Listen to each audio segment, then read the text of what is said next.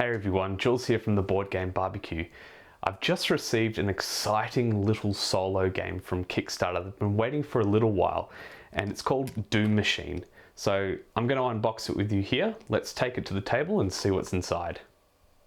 Okay, so here it is. This is Doom Machine. As you can see, it's a small tin game. Nice and portable. Obviously, as I said before, it's a solo game. It's designed by Nathan Muner. And yeah, let's open it up and take a look and see what's inside.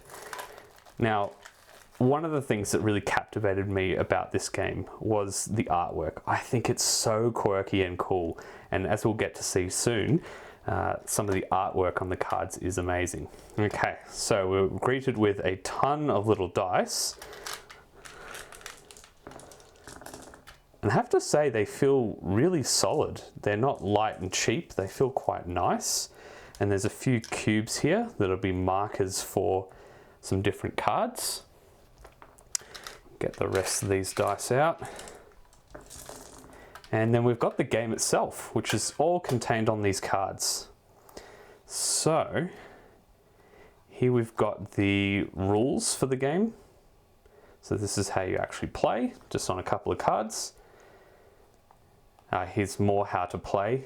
So these must be reference guides and how to play cards that we've got in front of us. Nice clear text, looks pretty easy.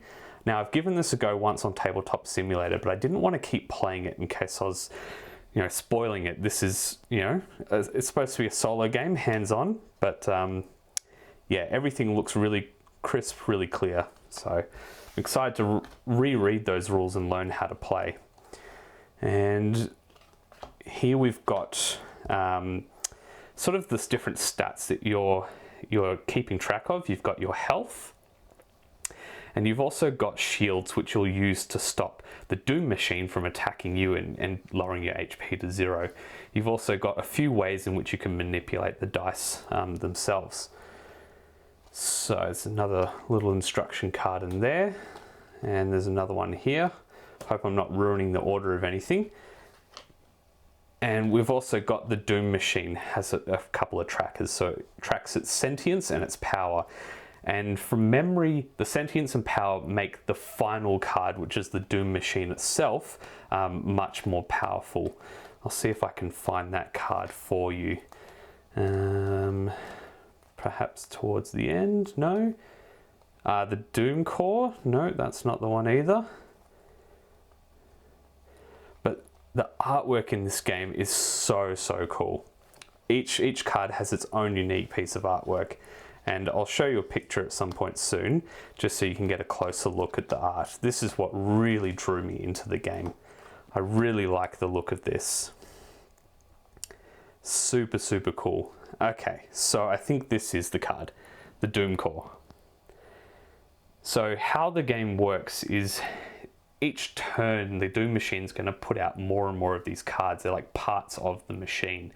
And you have to allocate dice to these parts of the Doom Machine when you roll them to destroy them. And they have a certain amount of health, and then they have their own actions that they cycle through to deal damage to you or mess up your dice.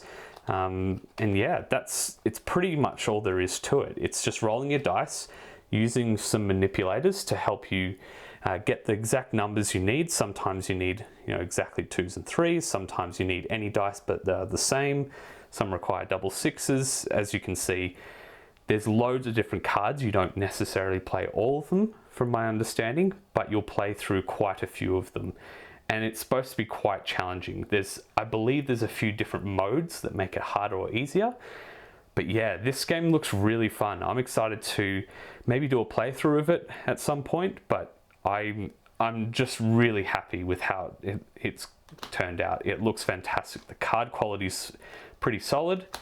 Can't complain about anything really. And that's about all I have to show you. There's not a whole lot more to see.